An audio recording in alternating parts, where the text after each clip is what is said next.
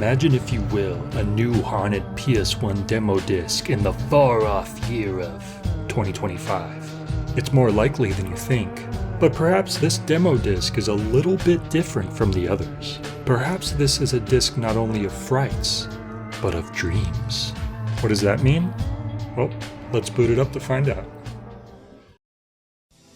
Flipside Frights begins, as many of the demo discs do, with an interactive opening. In this case, we seem to be some nerdy kid walking alongside beloved haunted PS1 mascot Scully, who is using our addiction to video games to persuade us into partaking in a ritual to summon a brand new haunted PS1 demo disc. After a short stroll, we're treated to a pre-rendered cutscene of the ritual, joined by various haunted PS1 alumni.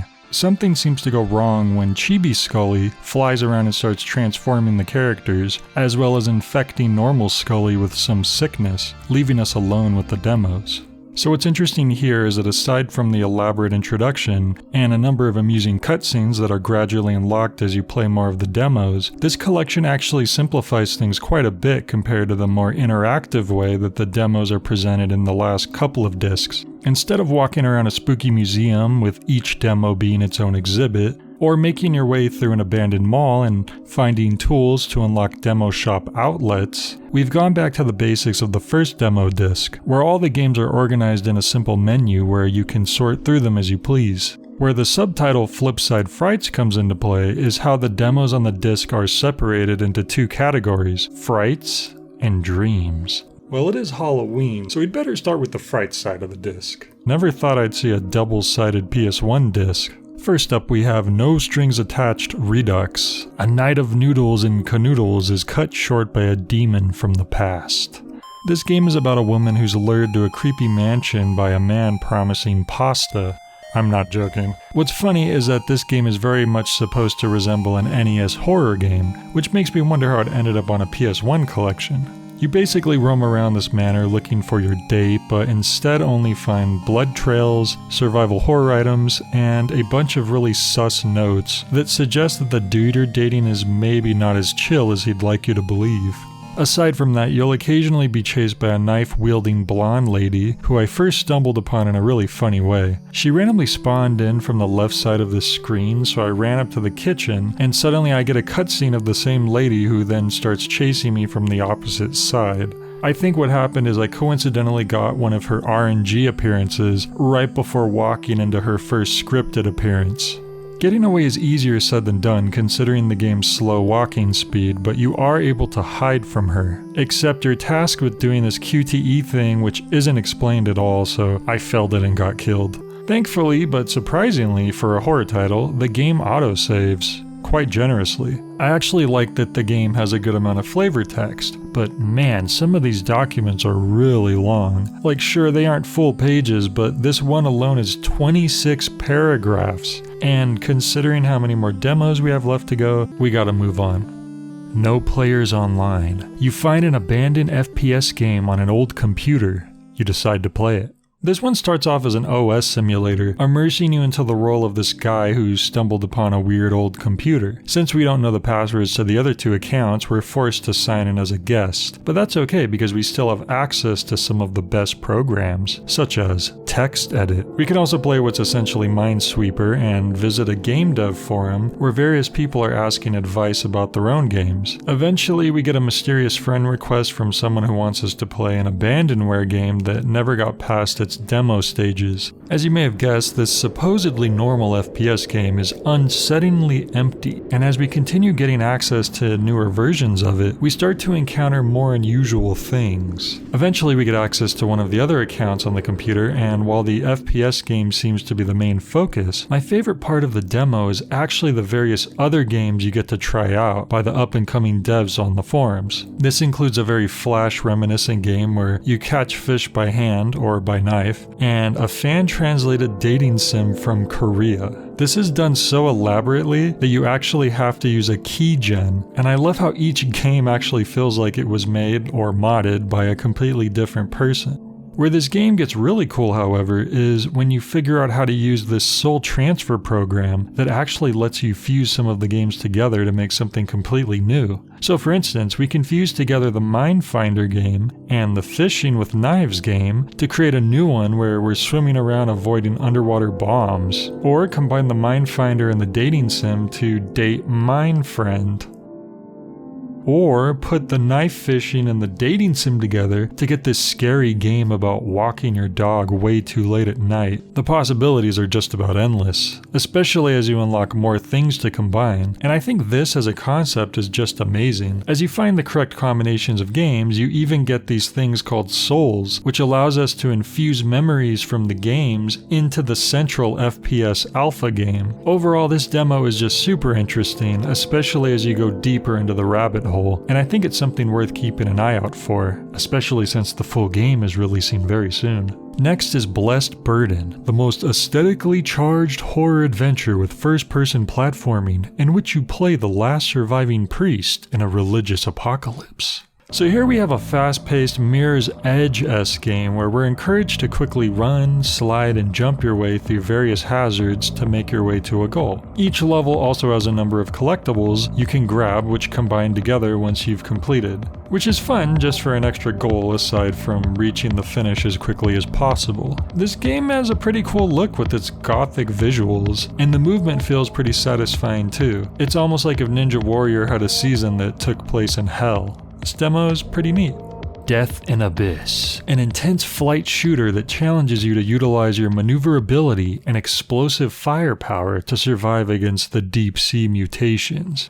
So imagine Star Fox, but instead of playing as colorful cartoon animals in outer space, you're deep underwater fighting off parasitic creatures and giant tumors. You have your usual weapons, space bullets, and lock-on missiles. The demo itself appears to be pretty limited, as for now you just seem to fly around and shoot stuff, but the setting is interesting.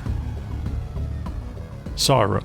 Poor pilgrim of sorrow, lost and alone in a dense, colorless forest, a strange song beckons you into the dark unknown. Will you seek it? Here we have a first-person dungeon crawler that uses a very important stamina meter. Why is it important? Because it determines on if your swings actually do any damage or not. I was stuck in the first area for a while because I couldn't tell if I was supposed to be hitting this bramble or not, as it seemed to be doing no damage. But my problem is that I had to wait for my stamina meter to be completely full, since I was indeed doing no damage. I personally found this confusing and think it would be more intuitive if you simply didn't swing at all if you didn't have enough energy to do any damage, or maybe a partial bar at least doing partial damage. But maybe they decided to have it this way because the game it's taking inspiration from, Kingsfield, did it like that too? Can't say, haven't played it myself. You mainly wander a castle fighting enemies and occasionally picking up new equipment, but the game feels pretty maze-like and even random at times, which makes me wonder if it's randomly generated to some degree. The combat is okay, but at a certain point I stop bothering with enemies because they don't give you XP or anything like that, so it can feel a little pointless. You can eventually reach a boss who has a pretty cool design, but the fight itself is a bit of a slog. It isn't very challenging, but you deal so little damage that even with a fully charged swing, the fight just goes on forever. Maybe I missed a better weapon on the way here, but I thought I had checked out the place pretty well. It's not like I knew I was going to run into this boss. There's certainly some interesting story stuff going on here, but I don't have much more to say. Explore a weird western world trapped in a perpetual night. Meet strange characters and unlock powerful weapons and abilities to rid this land of evil. The demo brings a nice change of thematic pace with Old West style horror. You're a cowboy type guy who immediately loses his horse, which is bad news because now we have to deal with these vicious mutants on foot. Luckily we have our trusty axe and revolver to dispatch them with. As you make your way through, you run into other survivors, notes left behind by not-so-survivors, and plenty of demons to destroy. A pretty simple FPS, but pretty neat. Subversive memories. Renata is searching for her redacted. They suddenly disappeared during the darkest era of a South American military regime and media censorship. Trying to find answer to fill void left in her life, she follows a promising track to an abandoned military research base. However, she soon finds out that this place holds secrets beyond her comprehension, and that her obsession might cost her a price she can't pay. Ooh, this dev clearly wasn't concerned with having an elevator pitch. Well, I don't have to describe the setting too much because the game synopsis did most of the work. Jumping into the game, you'll immediately notice that the game is an isometric-esque survival horror game, very reminiscent of Signalis. This one stands out, however, in that your primary weapon is a flashlight. And fittingly enough, the enemies are these creepy shadow creatures whom you aren't able to see directly. I think these enemies are actually really cool, but I'll admit that I don't really understand how you're supposed to deal with them. The same flashlight you need to light the way in most of the rooms is how you flash burst to damage them, but if you use all your blocks, then the flashlight dies completely, and batteries are in limited supply. As far as I could tell, it takes up all 4 energy blocks to kill a single enemy. So are you supposed to use it at all? The files could be a bit wordy at times and sometimes even hard to retain when they're a little too into the technical/data speak.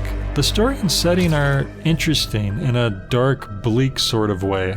I actually really like the look of the game, and I think they have some neat ideas here, but at a certain point I just couldn't progress because I couldn't find the document that tells you the birthday of this dictator so I could open the safe. It's possible I had stumbled upon the document already but missed that detail, but you unfortunately don't pick up any of the documents you come across, so I couldn't check without backtracking and finding them all over again. All of that aside, I think this game has potential. Now we have Eclipsium. It's calling. Getting there is only the beginning. Prepare for a trippy and surreal experience. Okay, now this demo stands out immediately. I mean, just look at these crunchy graphics. You're in a first-person perspective, feeling your way around a crazy, dreamlike world with digitized hands. At first, this seems like it's purely an experience game, where you just walk around and take in all the surreal sights and sounds from beginning to end. Kinda like LSD Dream Emulator. But the game actually does have a degree of exploration, puzzles, and even platforming, all through nightmarish, bit-crushed landscapes. I really love how the game plays with space and dimensionality. Like if you fall off a platform and die. Ow. Oh, jeez. No, I woke up in my bed. I didn't realize there was a hole right there. Gosh darn it. Oh, what? Okay, that's crazy. I've never seen that before. It's just a really cool effect. You can never be sure that something is as it seems in this game, with your only real goal seemingly to be your attempts at reaching the giant heart-holding obelisk in the distance. This was by far one of my favorite games in this collection, to the point where I've actually already played the full game now since it just released recently. I thought it was an awesome 3 to 4 hour experience, but what really surprised me is that not a single thing from this demo is actually in the full release. I thought that was a real shame since a lot of my favorite moments were from the demo specifically, but my guess is that they didn't want to bloat the game too much. Either way, I think the demo is still worth checking out, as there's about 30 minutes of unique content in here alone, but I'm happy to report that the full game is really cool too. Friendshapes, a jump-scare-free existential abstract horror light RPG. Travel through digressions, enclosed, roguelite landscapes with the variety of events you may encounter. Features a unique battle system based on interaction and understanding abstract entities with different ways of resolving them instead of violence. So right off the bat, the description to this one reminds me of a certain other game series. The game starts off pretty strong though, with an interesting perspective change that I didn't see coming. The combat is pretty abstract, both in that you're literally facing off against abstract concepts, and also in that it isn't really clear what you're supposed to do to defeat them. I basically just run through all the options until I win, and then the abstract image turns into a more specific character. This is interesting for sure. Navigation here is a bit confusing, but the environments are at least dynamic enough to keep things fresh. I appreciate that they throw a lot of different stuff at you, but at the same time it doesn't make the actual goal of the game any clearer. What the heck is going on here? Even the UI is a bit difficult to read and understand. A game like this really needs interesting or at least amusing characters to keep you engaged, and I do think it at least does a pretty good job in that regard. Juice. Get ready for the apocalypse in this action-packed dual narrative. Witness the crimson rampage of a vicious monster versus the valiant last stand of a lone survivor. Who will emerge victorious? This game has a pretty simple premise. Humans are juice. We like juice. So we basically run around and start drinking the yummy juice. In a crude but stylistic 2D art style.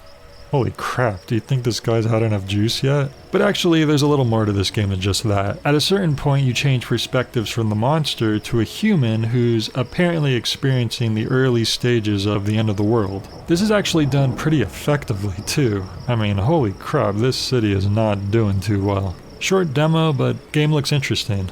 Next is The Hungry Fly. Experience the horror fairy tale of a hungry fly, the disturbing and poetic story of a fly on a mission to eat a mysterious, rotten creature. Sounds appetizing, if I was a fly. This one has sort of a demented children's story thing going on about a fly that can only sustain itself on dead things. But I mean like really dead things. Old crumpled leaves just aren't enough anymore. No, now it needs to devour dead memories. So basically we fly around and eat special objects linked to memories, occasionally running into weird bug characters that we can hopefully get more dead things to eat from. In this case we have a caterpillar whose friendship is about to die.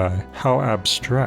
And then we meet this nice spider who we can help into eating the caterpillar because that helps us, I guess. This one is pretty morbid, but an interesting game.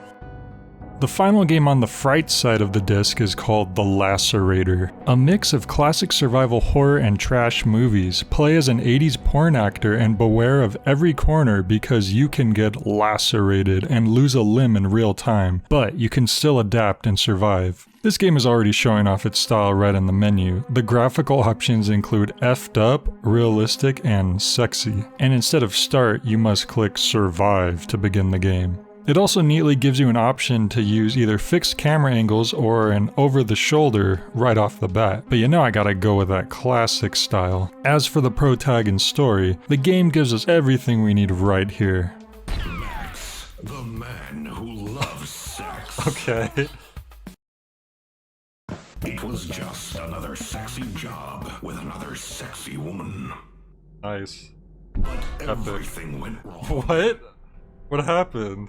Now that's compelling. This game is probably the closest thing to a classic tank control survival horror game that we've seen so far. Very similar to Resident Evil or Silent Hill, except it's also got a lot of goofy humor to go along with the gory visuals. You've got your scary atmosphere, dead bodies, key items, and weapons to deal with the freaky enemies. Interestingly, you actually have melee attacks even when you aren't armed, and as mentioned in the synopsis, depending on what decisions you make, you can actually end up losing your limbs, but continue playing. This will not only change up your character's abilities, but it also affects how you're able to progress. And then of course there's the Lacerator himself, who pursues you relentlessly and is seemingly invincible. Or is he? This is another game I think I'm gonna have to keep my eye on. But that's only one side of the disc, folks. Stay tuned for the dream side.